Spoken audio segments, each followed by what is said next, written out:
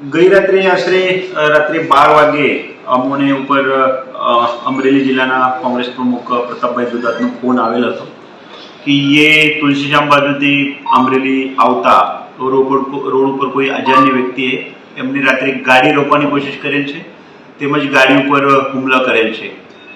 તે બનાવ વખતે બનાવ બન્યા બાદ અમે પોતે પ્રતાપભાઈ સાથે વાત કરેલ હતી।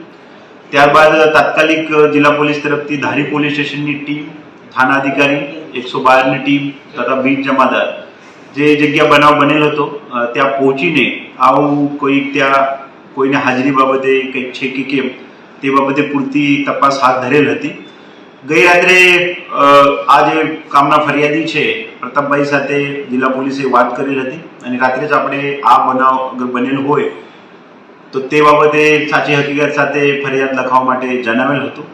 જે બાબતે આજે સવારે પણ ફરીથી એ લોકોને આપણા તરફથી ફરિયાદ દાખલ કરવા માટે જણાવેલું છે અને આ લોકોએ કદાચ ટૂંક સમયમાં ફરિયાદ પણ દાખલ કરશે। જિલ્લા પોલીસ તરફથી એમના ઉપર જે કોઈ હુમલો કરેલ છે અથવા એની જે આક્ષેપ છે કે અમારા ગાડી ઉપર હુમલો કરેલ છે, લાઠીથી ગાડી ઉપર દાબા પડેલા છે, તે બાબતે જિલ્લા પોલીસ તરફથી આપણે ઝીણવટભરી તપાસ કરીએ છીએ। તો આ વિસ્તાર તુલસીશ્યામ જે છે એ ટુરિસ્ટ માટે બહુ જરૂરી વિસ્તાર છે। તે બાબતે કોઈ પણ પ્રકારના કોઈ પણ ટુરિસ્ટ હોય રાત્રે નીકળતા હોય છે, દિવસે નીકળતા હોય છે, તે બાબતે કોઈ પણ કાયદાની સુવ્યવસ્થાનો પ્રશ્ન ના બને તે માટે જિલ્લા પોલીસ તરફથી સતત પેટ્રોલિંગ પણ રાખવામાં આવશે।